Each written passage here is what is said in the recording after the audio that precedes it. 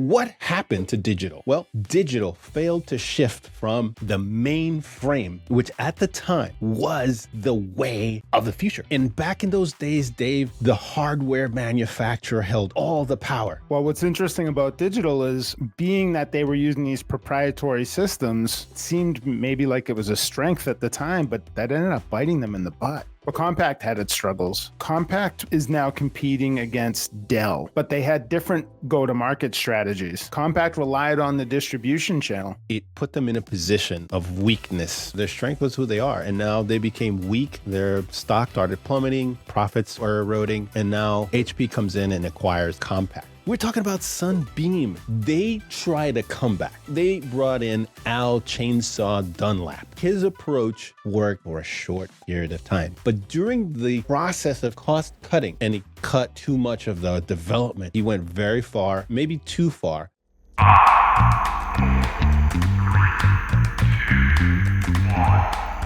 You're listening to... Welcome to What the Tech, your gateway to business strategies and tech secrets shaping today's workplace.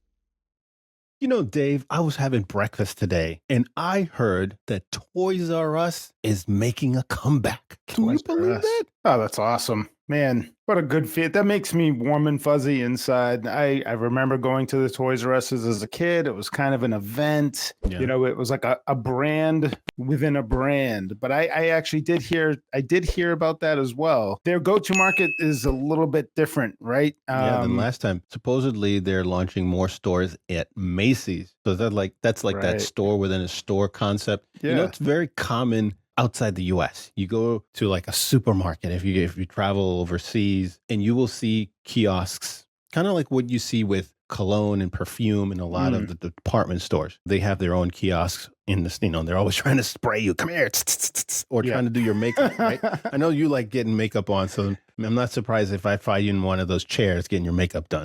Can you imagine a high pressure toy salesman? That would be classic. The in the store within a store model. You know, we were chatting about this earlier. It reduces their risk for sure. Right? Absolutely. They can rent out some space, but it's also like buying toys online is not all that exciting. I feel that Toys R Us was one of the first companies in my childhood in this consumer world, the toy world. It's like a try before you buy. You know, you could push the buttons, you could hear the sounds, and then play the video games. Purchase it. They would have the game consoles, the early consoles. Oh, that's right. And you could play them, and that was really cool because I remember the games. That's really, you know, outside the console, the game, you wanted to know if it's worth buying. Right. And you could play them, and then eventually Best Buy upped the experience with lounge chairs and playing gaming consoles there. But you could try the games and see, oh yeah, mama. And the mama that spent the longest time shopping was the kids who were on the game console the longest until, Jimmy, get out of there, we're going home. Yeah, right. There was always an older kid there that parents weren't there. He brought his bike to that store, you know, bigger than ever. He was the fifth grader in an eighth grader's body. Yeah. What I loved and hated about that model was you didn't need a quarter. So it was the first time you could go out, you could play video games without having quarters. You need an arcade. The kids nowadays may not even know what that is, Dave. An arcade, man. Everything's spending tickets. rolls of quarters at an arcade. Yeah, everything's tickets. Shoot, last time I went to an arcade up at the beach, quarters were useless. You had to buy a card. You had to Innovation. load up the card. It made it easier to spend the money, I guess. You know, but there was something about walking around with a $20 worth of quarters, man, that felt like $1 million. But when you were at the Toys R Us playing or trying to kind of scurry for a position to play, I think I did more watching them playing. I was too young. The older kids were there, so they could just bully me out of the way. Muscle you out of there. By the time it was your turn, you got 1 minute. I remember that happened a lot. Like, oh, Jimmy left, and I got on there, press start, and then I'm like, oh crap, mom's call. I could see her coming down the aisle. I know it's it, and she wouldn't play. She'd be like, she wouldn't even say. She'd start pointing and telling me it's time to go. Man, I miss the toy stores. I absolutely miss the toy stores. So that's cool that they're opening back up. I wish them some success with that. I hope the kids will find it as, you know, that's the problem. The parents will find it nostalgic, you know, to see the logo and to, you know, kind of walk into that corner. But the kids may not care so much about the brand or the name of the store, but I'm sure they'll still be excited about the toys inside, the non-branded Toys R Us products, the PlayStations, the Xbox, the Nintendo, of course, whatever it might be. Well, we'll have to see. Time is going to tell, because we're certainly in a different era. They're obviously making a comeback through retail and other ways, but it's a digital first economy. You got to have a good digital strategy. You got to be able to manage the inventory, because anybody that sells physical goods in this world and in whatever world you're in, it ties up cash like this nobody's business. Oh, goodness. And managing that, as we highlighted in our previous episode, that mismanagement of inventory was one of the reasons that they, that failed, among other things, the fact that they were a little bit slow on the e-commerce side. But navigating this new space, this new territory when it comes to digital first, as well as if you're going to have a retail presence, in their case, they're trying to mitigate that risk by renting out space inside of Macy's, really watching where they put their retail footprint. Should pay dividends. They have a name. Hopefully it's not just all parents that are walking into the stores like us, because the kids may not have grown up, like you said, Dave, with, Jeffrey. Right. I'm trying to remember with Jeffrey and watching those commercials, because the kids today don't watch TV. TVs are made for people like you and me, right? Yeah. Those commercials were so misleading. I was always under the impression that I was going to see Jeffrey. When you walked in, it made store. it feel like any moment now, Jeffrey's going to come out the door or somewhere. Right. He's going to pop around. Well, you know what? In today's episode, we're going to highlight companies that tried to make a comeback and it did not work out so well. And specifically, we're going to highlight companies like Sunbeam. What happened to Sunbeam? If you're of my age and you ironed your own clothes or you used a toaster, you'll know what Sunbeam is. And for those youngsters that are listening, we're going to let you know what happened to Sunbeam. The other company that we're highlighting is Compaq. What happened to Compaq and the mix of competitors along with Digital Equipment Corporation? What happened to Digital? It's a very fascinating story when it comes to trying to make a comeback. And then what are those three common elements when it comes to some of these companies that tried to make a comeback and it didn't work out? Why? And we dove in deep into the research machine and to the internet machine, trying to uncover some things as we were getting ready for this episode. Yeah, and the research, I'll tell you, it's always interesting to kind of look back at some of these brands, remember the good old days, but also realize that there were things that were changing in the market. And some of these brands, that we learned that they didn't keep up with the times.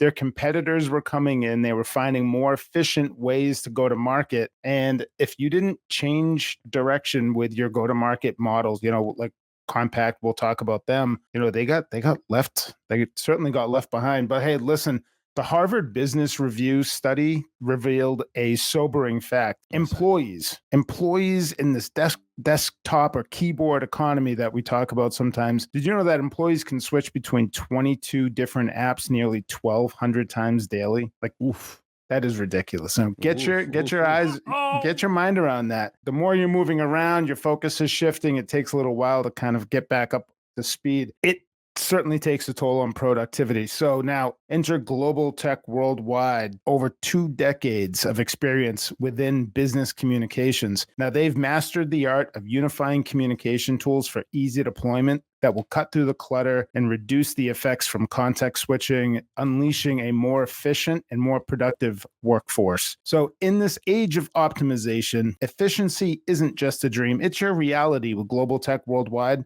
So book an appointment, talk with Global Teck about your needs.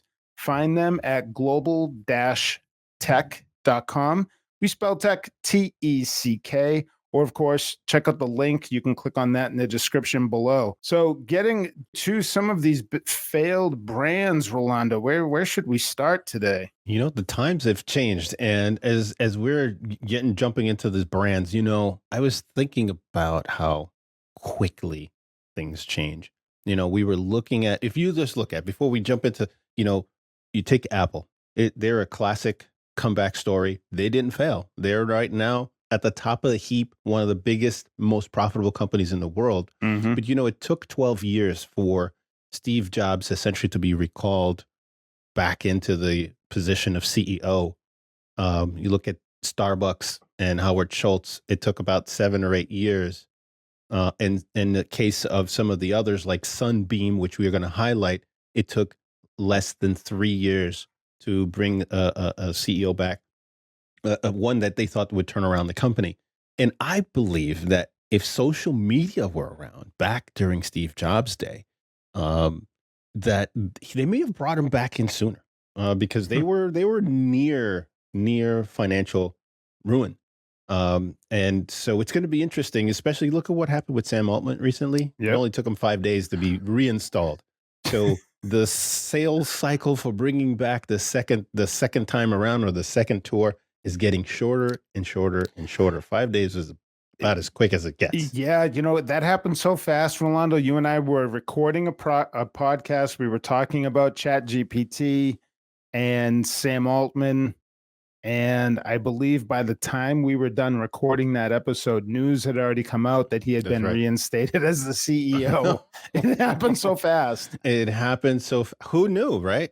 They were lining him up to be the CEO of the new innovation labs at Microsoft, and that apparently, he's back at his old job. But I think that's what's happening today.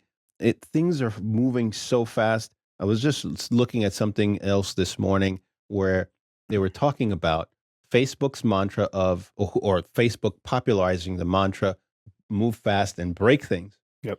And this article is talking about how a lot of companies in Silicon Valley, as well as outside Silicon Valley, are looking at the new mode, or the default mode being something like that, or something extremely fast, but cautiously, or something to that effect. So the Altman has recoined that phrase into something similar, but the fact that now we're in a default mode of moving fast, the speed of moving, making decisions, understanding the environment, and then quickly executing on that is what gets those companies out in front. Look at how many companies were caught off guard when ChatGPT came out just over a year ago. And now it's been a literal race from about 3 months after the launch of that product to where all the big companies that were out there, like Amazon, they're also in the game with AI now. Google also got their product. Microsoft aligned themselves. There's several others out there, but innovation is quickly redeveloping itself. It used to be that you had money, you had capital. It took a lot of money to build things and products, and you could sit 4, 5, 6 years. Cell phones were the same way. You didn't have one every year. You didn't have a new iPhone every year. That was not the case in the early 2000s. One phone could be on the market multiple years before the next version came out and replaced it.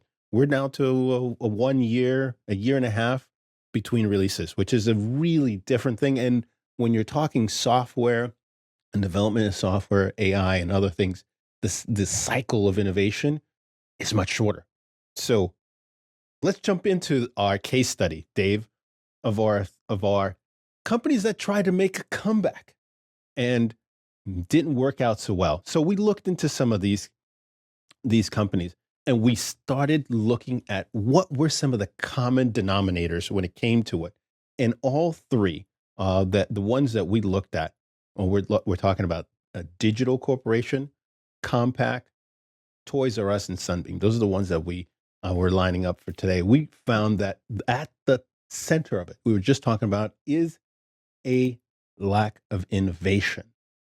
And what I mean by that, if we're talking now specifically, when it comes to digital, or the Digital Equipment Corporation, like, what happened to digital?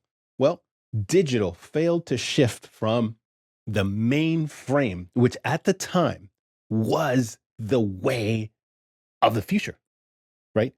You had IBM with their mainframe, you have digital as well, and the world was, and then we're looking, and for those that are not watching us on video and listening to us on audio, we've got commercial highlighting digital, and very, very Madison Avenue type of commercial. And back in those days, Dave, the hardware manufacturer held all the power because time. they had the resources, they had the money, they had the people, they had the technology. So you went into work where the mainframe was at, right? And undoubtedly, those folks thought, this is where all the action's at. But things don't stay like that for long. And that's what happened to digital. Well, what's interesting about digital is being that they were using these proprietary systems, it seemed maybe like it was a strength at the time, but that ended up biting them in the butt. Digital. So I grew up in the Northeast. 85% of the people that I knew, their parents worked for digital. It was based in, I think it was based in Cambridge, or it was based in Massachusetts. I think at their height they had, I think it was like 130,000 employees. But my mother was part of that organization. It was a huge community. Every year they'd do this annual, like an annual cookout. They rented an entire amusement park. Everything was open. It was a big deal. Is it Maynard? Sorry, yes, Maynard, Massachusetts was their U.S. headquarters, and then they had larger offices kind of scattered throughout New England and probably even more. I think that's actually when I first experienced, or first time I had seen work from home taking place. I don't know exactly how my mother was able to connect into everything. I'd like to ask her someday, but yeah, that was a very prominent organization. And look at those, for those that are able to watch this on video with us. It just seems like this was like 100 years ago, right? 1977, Ethernet control interfaces are like all of these things that are now in the cloud and now miniaturized, right? We carry in our pocket. Dave, you and I were joking before we came on air. Imagine if you told your kid, the cell phone you have in your hand, I want you to plug a cable at the bottom, make sure that cable is plugged to the wall, like power, but it's not power. It's your connection to the outside world. Oh, and by the way, make sure that nobody gets on their landline at home and picks it up, because if they do, the internet connection is going to be disrupted. Imagine what your kid would say to that craziness. Well, maybe it wouldn't make hanging out on your phone so darn entertaining for some of these generations. A lot of people. There's a brand. I know we didn't chat about this. There's a phone manufacturer called. I think they're called Simple. Simple. Like simple or complex. Simple. It's like like instead of a smartphone, they make a simple phone. Simple phone. I think that's the name of the brand. I'll have to break into it. But what they're trying to do is give you the ability to have a phone, and that's it. A phone for voice, maybe text, but not surfing around on the internet, not the power of a mainframe in your pocket. Just a simple tool for voice communications. It's an inexpensive device. It's trying to disconnect people. It's funny. In a world where we've been trying to innovate to be connected into the internet, which a lot of us, we love to hate it, or we hate to love it. We have Elon Musk that's trying to put the neural link in your head so that you're connected even faster to it. So at one, over here we have devices that are trying to connect us quicker. And then there's other brands that are coming out that are trying to take that away on purpose for the people that are trying to minimize, being connected into the digital world. It's kind of interesting that we have two brands offering two different products within the same market that could both potentially be successful doing that. No, again, it's an innovation race, especially when you're talking about physical products now, and that's evolving to software and platforms as well. And I think that, for me, is going to be the next revolution. And that's where we get back to digital. Digital had a great percentage of the market share, but as PCs became more popular, the clones, as they were known, because there was an IBM that was the first commercialized computer, and everything else was a clone because they were like IBM. There was no other word for PC at the time except for clones. something that started slipping under the radar as we were doing this research, because Dave, I was too young in the 70s or 80s to know what the heck was going on with the economy and competition. But one thing that kept coming up as we were doing the research was the early days of the modem. The modem was the key, or one of the keys, that unlocked and unchained the knowledge stored in mainframes and allowed it to move from the corporate desk to somebody's house, to another remote office, to a satellite office. And that modem was an external modem. It was slow as hell. It was, if I'm looking at this back, in my notes, it says, in the early days of the modems, early modems fueled the fire because they went from being slow modems at 2,400 bits per second in the 80s, all the way up to 56K bit in the mid 90s. Wow, a whopping 56K, Dave. Like, if we were to start going back to 56K or roll it back, all you could really do is text message. I mean, just send a string of text. And I believe in the early days, that's primarily what it was. Right. When they started using modems, was to just have kind of information move in just a string of text.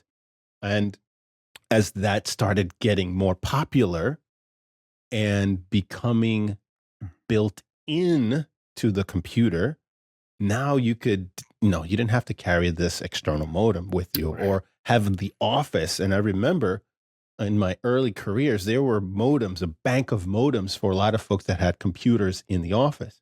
And as then the modems were moved into what now know as laptops, what we call laptops, that was a game changer, because now you could take your laptop home with you. You didn't have to carry two devices.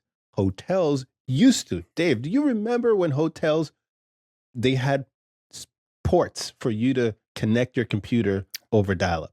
Yeah, absolutely. And Right. and it cost a pretty penny too. Yes. Yes, indeed. And so the ability to now send information to the office, as if you were in sales and you're traveling, you were able to do that. You didn't have to hang out basically and work from the office the entire time. You could take your laptop, go with it, albeit slow. You could do that. And this innovation that was happening right under digital's foot, they had the mainframe, but they could not move fast enough to start adapting to PCs. PCs were also revolutionized by the Microsoft software because everything was proprietary back then. And that proprietary nature is what I think one of those things that locked them into, their box. We're boxed in by our proprietary. We got the mainframe, the best frame in the world. There's no way these PCs are going to take over. Oh, Microsoft, what are you talking about? That's never going to happen. But that's what happened. Yeah. Modems started getting faster, Dave. They started getting cheaper. Internet started getting better. And it went from the old slow days of string text to 56K. You have AOL. You have deployment of the service available in multiple locations. And all the while, digital is still there holding on to their core business of mainframes. Well, and then what happened? So digital's holding on to their proprietary systems with product development. Their stock prices are plummeting. They're bleeding. Mm-hmm. And it was Compaq. Was it Compaq that scooped They did part of their business before up? that, Dave, before Compaq took them in the early 2000s, the modems now became faster. Right. So that you had DSL. Nobody knows what DSL is anymore, but broadband essentially became available. But like you were saying, yes, this started this revolution of the way business people and people were communicating at the time for work and moving information around, made the necessity. I would imagine they started seeing some of this, but yes, they started feeling the grip. They became, Dave, a little fish that was injured or hurt, and the shark started swirling, like you were talking about a Compaq. Take it over. You want to talk about Compaq? Well, so with digital, they were having a hard time with their manufacturing costs. It was extremely expensive when you're creating proprietary systems, right? Like today, a lot of the microchips come from Taiwan. They don't have to create these things. We can get lower cost products that will work on any platform, kind of open. And if you were a manufacturer, for like digital, for example, their manufacturing costs were going through the roof.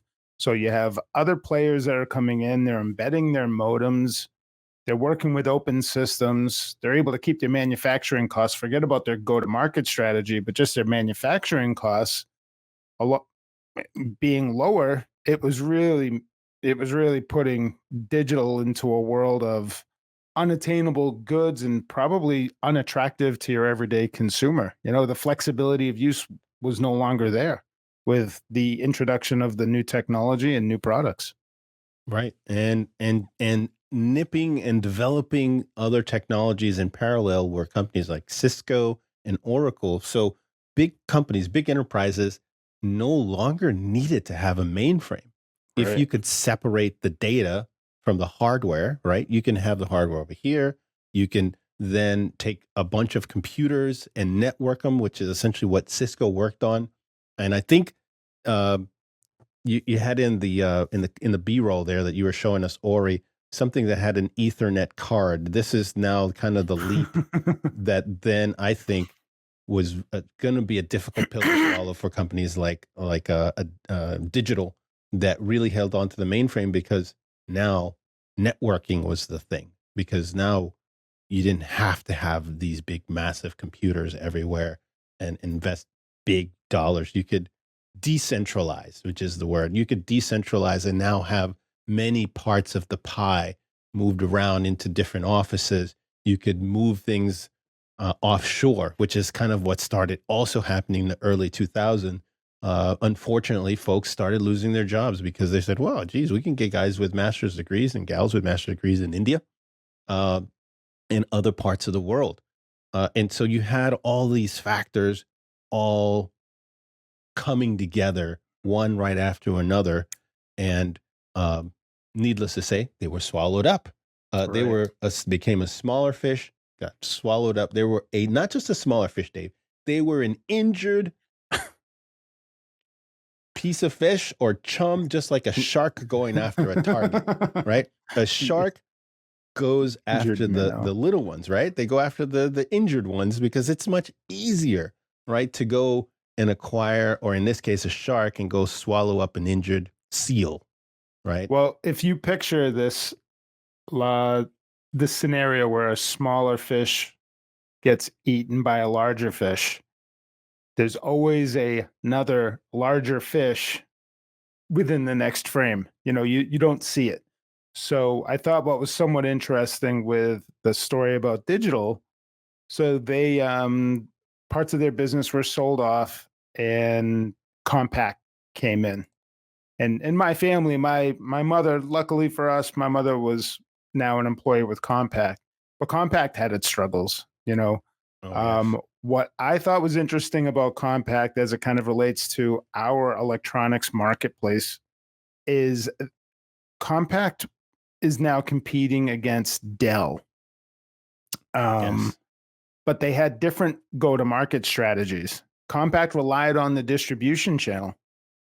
They relied on the distribution channel. There's a middleman. I don't really, there's a ton of value that distributors bring to a marketplace, right? They Into the big companies themselves, Oh they yeah, do, because if you have, let's say, four or five big, massive wholesalers or distributors selling your products, you could funnel your essentially your cash flow comes from them, and you don't need a huge accounting department or a sales force. If the distributor, on the other hand, or distributors, are out there with their sales team, hitting the streets, going to businesses, pitching your products, selling your products, right? It's a kind of a form of outsourcing, sure. right? People call it the middleman, but companies in the 70s and the 80s, and probably even earlier than that, used these companies to distribute products because they didn't have the sales force Right. or the team or the infrastructure or the accounting, or wanted to invest in that. Yep.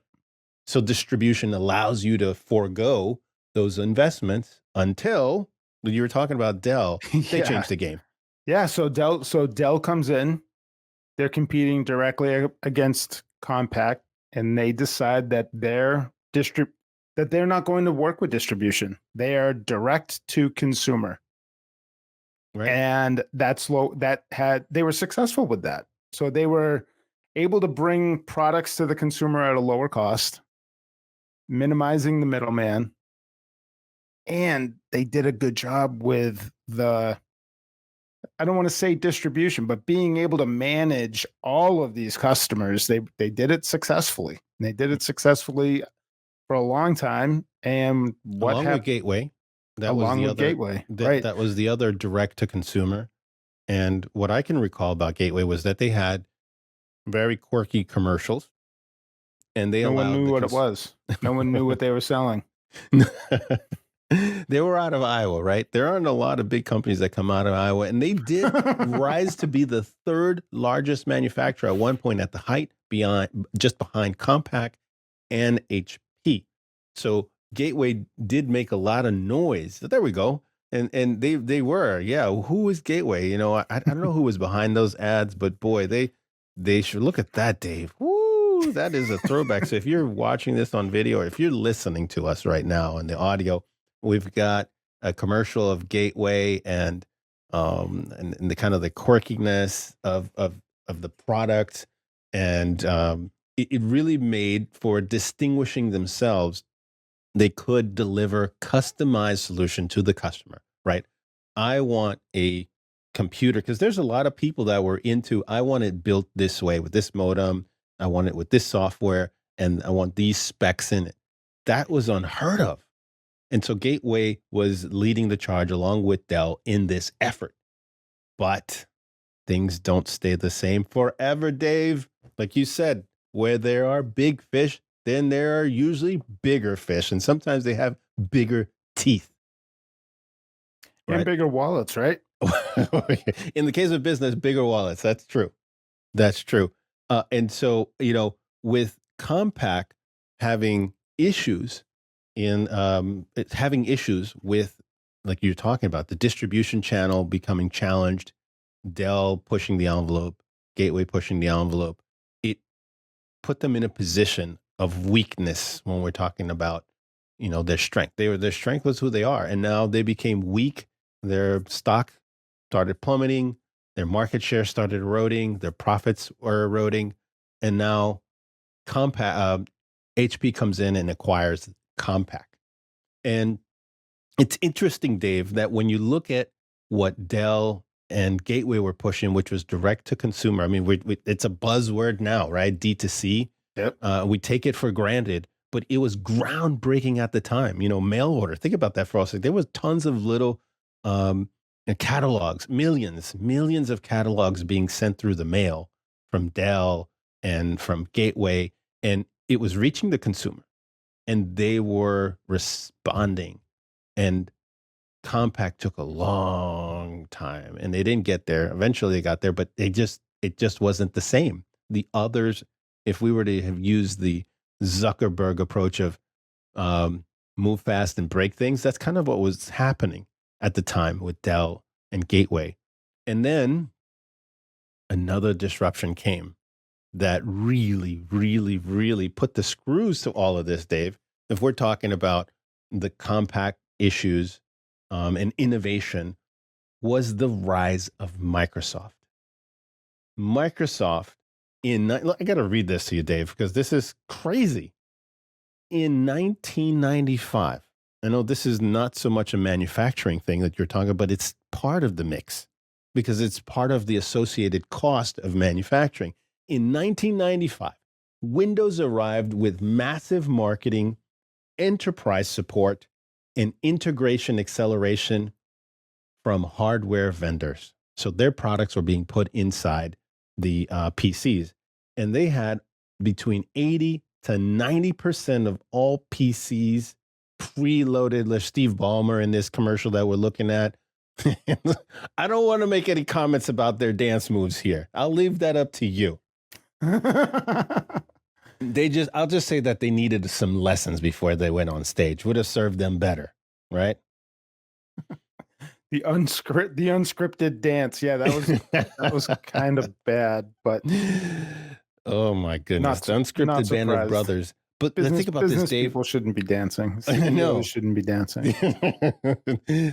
Okay, you said it, not me. Let me give him a. There we go. And look, we're looking at another one here of Bill Gates. Man, look at Bill Gates. Holy smokes! Was this 80? Ori, where did you fish this commercial out of? What year was this that we're looking at? Oh, he'll tell us in a little bit. 1995. Oh my goodness. That seems like I was going to say 85.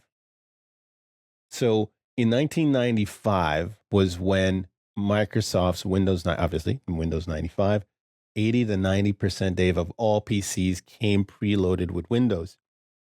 So the power, and we see this today. There's some parallels today. The power away from hardware into software, essentially, if we were to break it down that way. Hardware, they were the kings, they were the emperors, they were the dictators. They had the mainframes, they had the money, they had the power, they had the recognition, they had the prestige, they had the research, they had all the resources, right? That all changed and started shifting to software. And Microsoft's system allowed that transition. And so now people wanted things with a graphical user interface or GUI that looked okay. It allowed you to do some sheets and new things that you couldn't do before. Everything was on, typewriter, then it was a microprocessor, then, all these things you could go on the internet. All of this was enabled by software. It allowed you to get these pictures and images and search the internet.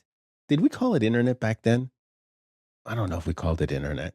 When I was in college, late 90s, I think World Wide Web. That was the word we used back then, right? Does that ring true with you, Dave? Yeah, I guess there was the extranet, internet, intranet, and the World Wide Web, right? Something like that. Well, if you're watching this and you were around like we were, old farts and dinosaurs, go ahead, drop a comment and let us know what you called the internet in the late 90s, because I'd love to see those comments.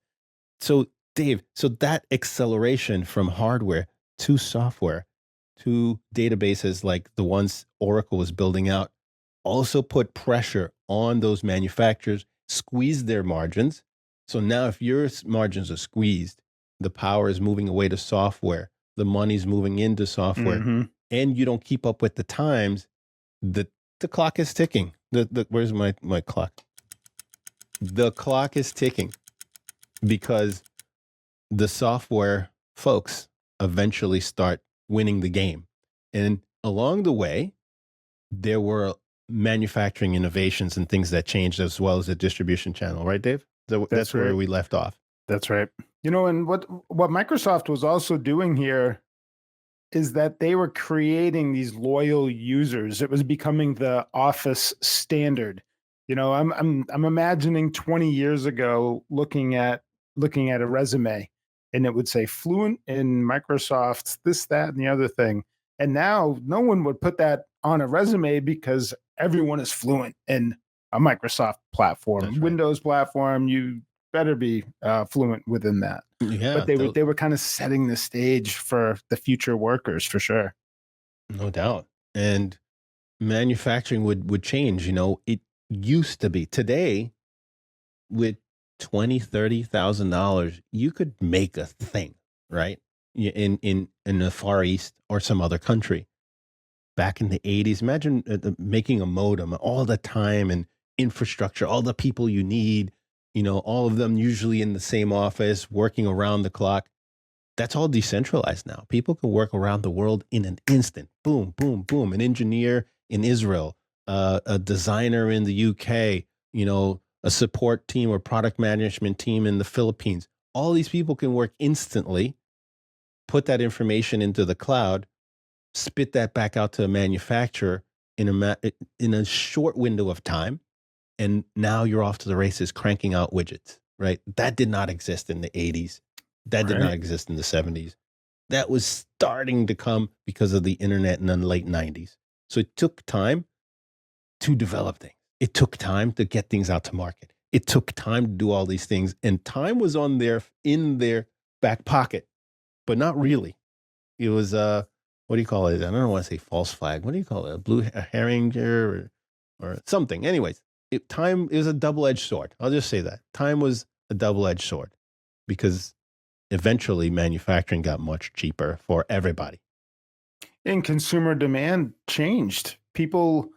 My family had two computers growing up, like two different lifespans of a computer. But today, people are, I mean, call it your phone, call it your computer, but people are upgrading so quickly. Mm-hmm. So it gives them an opportunity to switch their brand. It's like, oh, I had Compaq last time. Maybe I'll go with a Dell this time around. So yeah, so it's taking away some of that control where time is no longer on that manufacturer's side because they have a change in demand, and then of course they have change of competitors that are in there. Oh, I'm gonna jump off from where you're at. So the landscape for um, for the manufacturing side and all the costs associated was the second factor that we identified, and then the number three in in every single instance that we were looking at when we looked at we looked at Toys R Us. I'm going to mention Sunbeam here in a second, and the likes of Compaq and Dell. That was the third factor, also played a big role, which is competitors. Competition, Dave. What happened to Sunbeam? I would ask you, did you have an iron or a toaster that had the name Sunbeam on it? I absolutely did. A lot of, yeah. I remember back in the day growing up, if you went into the kitchen, you'd probably see a batter mixer and definitely a Sunbeam toaster oven and if you're listening to us on the audio, we have that on video. So I invite you to watch the video. We have some commercials and video archive of Sunbeam and all the products there in the kitchen. Go ahead, Dave. I remember going into the kitchen as a kid. My mother would be making up brownies or a cake with one of those mix masters. And who wants to lick? What is that thing even called? Who wants to lick the? What's the name of that thing? What's the piece? The piece is it a ladle? Is it the swirly? No, there you go, Dave. There it is. Look at wow. But the piece that would there's a name for that. No, the mixer, the turny thing, the widget that turns the whisk. Look at that. Yeah, like the whisk. Maybe it's the whisk, but that piece that would come out. Yes, the whisker. Like, who wants the? I grew up in a big family, and it was, you fought for who got to lick that thing. That was our form of entertainment, Dave. That was fighting for the whisk of the batter. Yeah, I was the least favorite child. My mother would leave it plugged in and hope that maybe I'd hit the wrong button while my face was too close to it. But she'd unplug it and take them out for some of the other children in my household. I must admit, I got to tell you, I'm not the baker in the house. I'm not. I like eating the baked goods, but I'm a huge fan of the Great British Bake Off show. I love their brand of humor and just it's just all around. Just like it just gets to me. I love watching and hearing their commentary of the judges. It's a little bit different than our brand of reality show. At the end, if you're not familiar with this show on Netflix, at the end, there is no monetary prize, Dave. They don't get $100,000 for winning or $50,000. They get $0. What they get is a freaking plate. That's their prize. Is there drama? I think I tried to watch a little bit of it. You just said it's a little different than our flavor of reality TV shows. And I think what I liked about it, they were just cordial, friendly, nice. They're very friendly. They're very, very funny about the whole thing. And, you have the hosts all up in their people's faces and cracking jokes and talking Brit humor. And it's funny, every now and then they crack into American humor because they'll make or bake something that's an American version or something. And so they'll talk about us Americans a little differently than how we talk about the Brits. But no, I digress, Dave. I say that only for those people that love baking shows. if you haven't checked it out, I get nothing for this, but I just get pleasure in saying, check out the Great British Bake Off, right?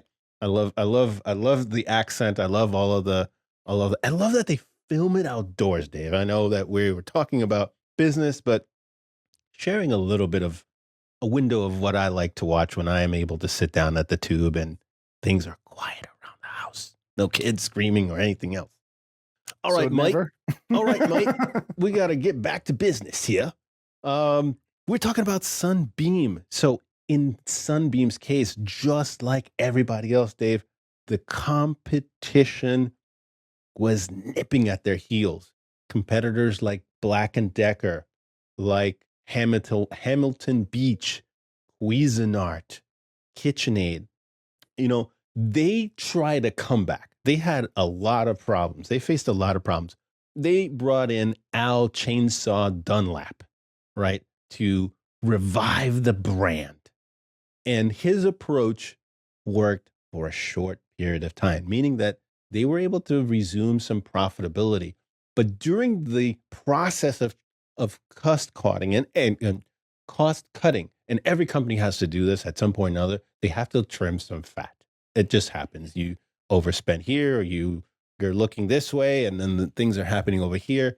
You do. But he went very far, maybe too far, and he cut too much of the development, too much of the innovation. It allowed their competitors to close the gap, like Black and Decker and Hamilton, that were focused on the low side, and Cuisinart and KitchenAid that had a little more investment, and they kept innovating in the kitchen space. Yeah.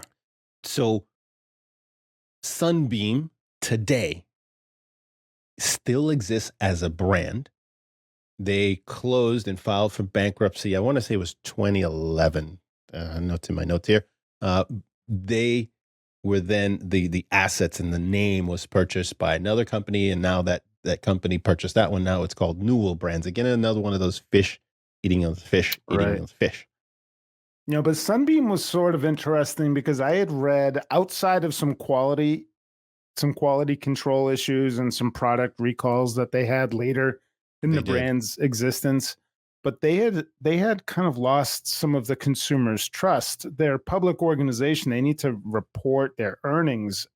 And I think I had read that they hadn't reported some earnings on time, or when they did finally report some earnings, they were taking some numbers from the following quarter. They'd done some stuff to some accounting shenanigans. It's quite possible. Shenanigans. So, when you take that away, when your product is kind of having some quality issues, and then your brand is in the news about not being fully honest with your numbers, that's a recipe for disaster. I was joking. I wasn't trying to make a recipe joke there, but I guess it's just a pun. Oh, hold on a second. I got something for that. Yeah, I'll give you a clap for that. Yeah. A baking pun. But I had in my notes about Sunbeam that their brand value deteriorated over time due to product defects and safety issues. And that's a killer. I mean, that the PR nightmare that a safety recall has, whether it's a peanut recall or something electrical, or you have like a couple of years ago, you had batteries that were exploding in some of the hovercraft. It's hard to recover from something like that. And when you have, like you said, you lose the consumer confidence, you instantly are going to have to go on the defensive mode. And nobody wants to be on defense when it comes to PR nightmares. And that deterioration helped their rivals, because their rivals had products that they'd been working on, and they filled the void. And part of the cost cutting led a talent drain. And it's interesting because companies today are facing some of those issues with remote work, about talent, cost cutting, and come back in, mandates for work. And so we're going to have to see how that all shakes out. But they hemorrhaged talent, and all of that was stemmed from this ruthless cost cutting. And eventually Sunbeam was no more, even with their second stint with Al Dunlap. They got the name Chainsaw, actually, because of his extreme cost cutting. Oof. You want to say something, Dave? No, I've heard of a lot of nicknames, but man, if you're walking around and your nickname is Chainsaw, it's tough to want to come into the office with the chainsaw around. The chainsaw, you don't ever want to be called into Chainsaw's office, right? That's a super villain for sure. That's right. And so the other companies that we were taking a look at, which include Compaq. So if we circle back, the landscape and the competitive landscape in the case of Compaq, Dell and Gateway were leading the way with direct to consumer, which was a game changer. Who'd heard of calling, a support center to talk to a specialist to talk about how you wanted your computer to be shipped out to you? That was game changing. Mm. And so if you didn't have, just think about this for a second, Dave. Back in the 90s, you're trying to stand up a call center, right? Because you got to take calls, right? You're going to go to direct to consumer. That means you need a call center, Yep. right? You need a call center to be stood up, or call centers, plural. You need scripts. You need computers to all talk to each other, to talk to the warehouses, to execute on the orders, to be shipped. There's a lot of planning to make this happen right. Because if you don't do it right, it goes wrong, and it goes wrong badly. What if you have a flood of customer orders? And this happens, we talk to clients where, they may have a call center, but clients are waiting 10 minutes on hold.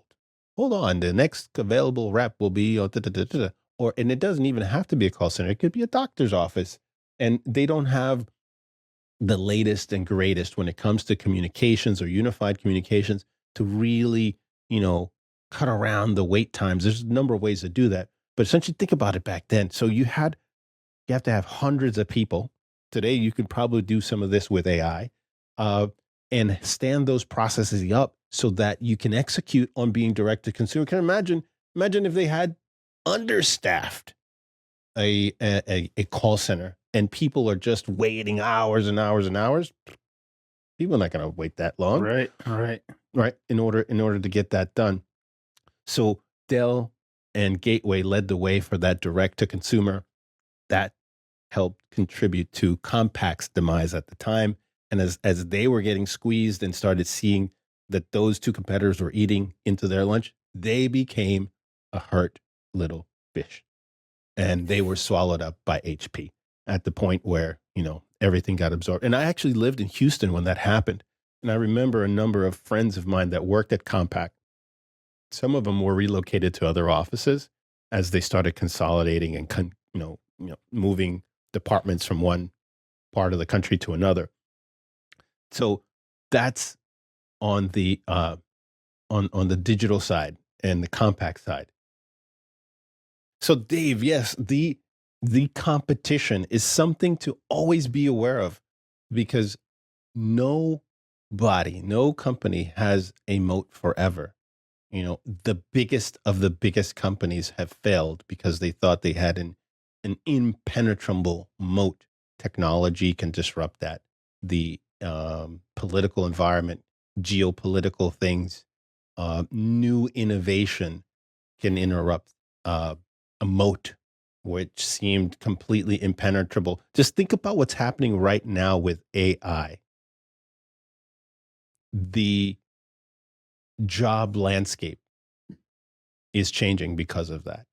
There used to not be anything in terms of job markets for folks that specialized in Google and Google Ads. Later, Amazon and Amazon Ads. AI, I think, is that next frontier.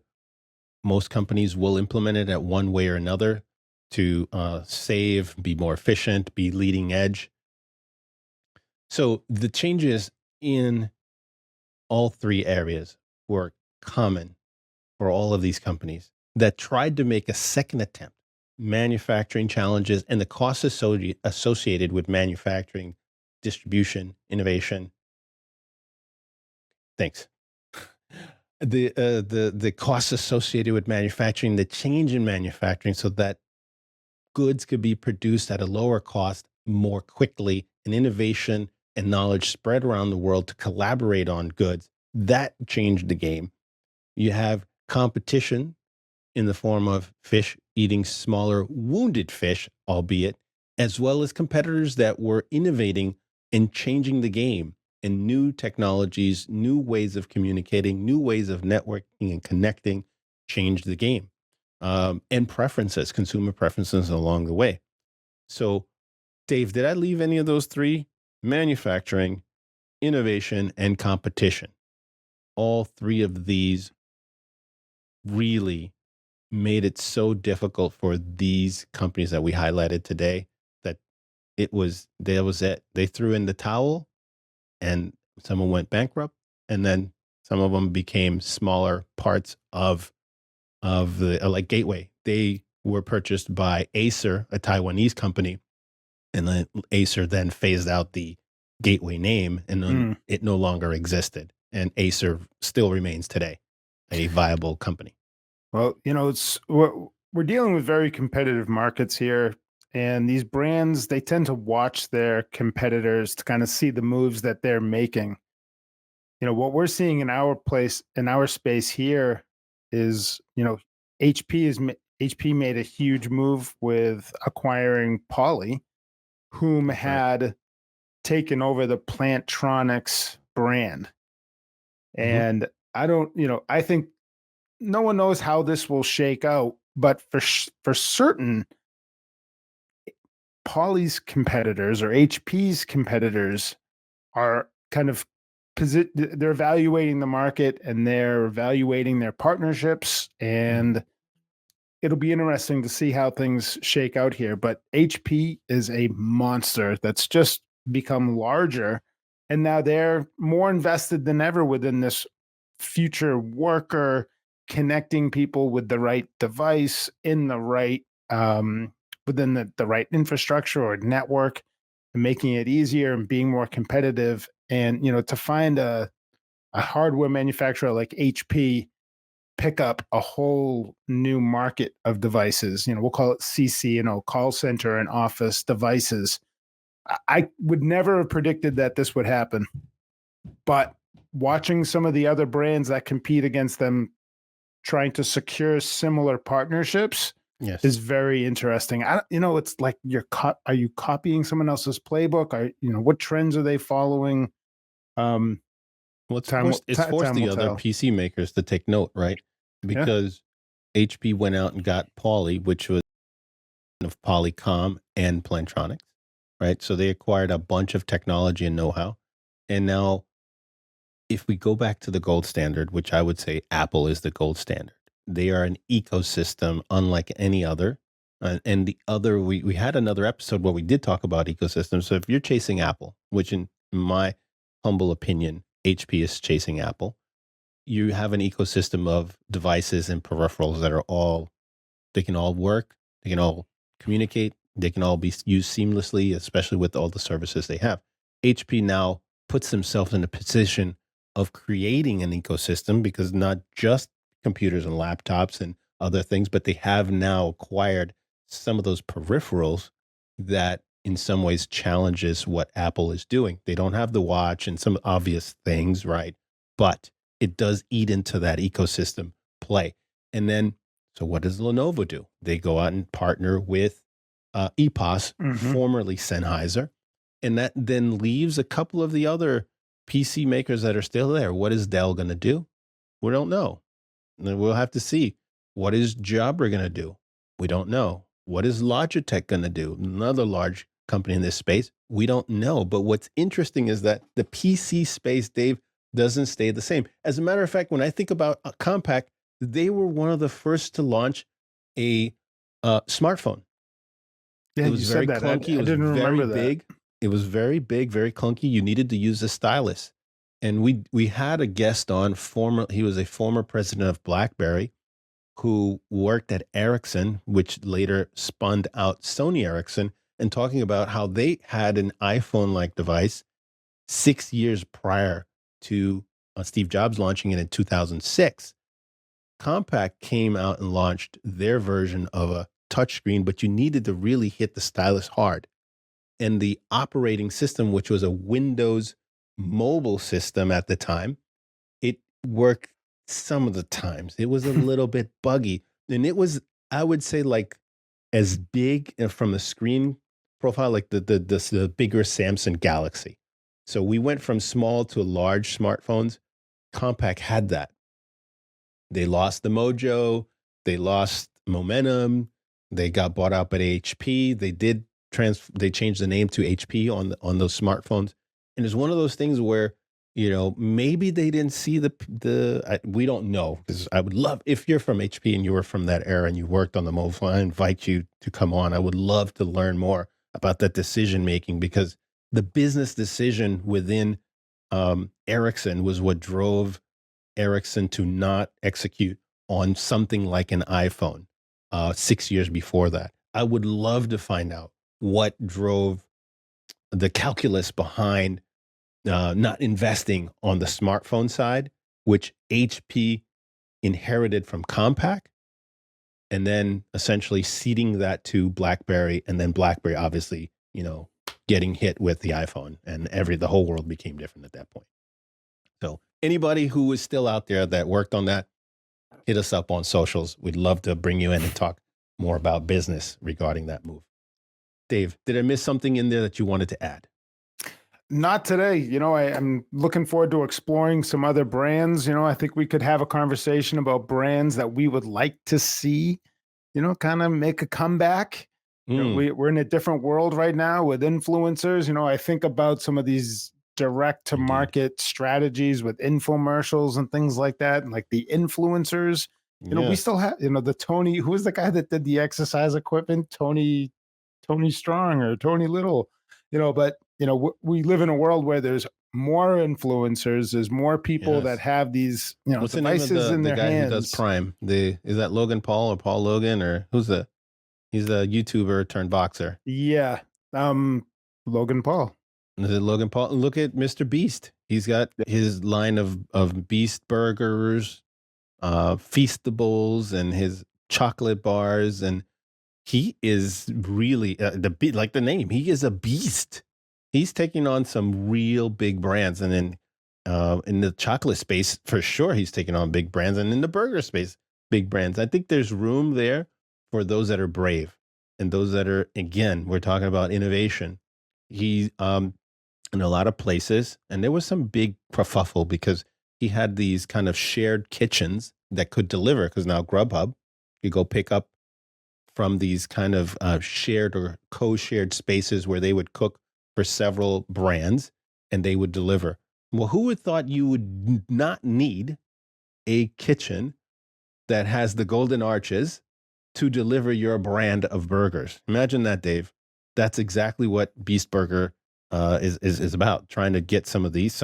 They have some retail locations, but the vast majority are going to come from the ability for Grubhub and others to just take the food from these places and deliver it to your house.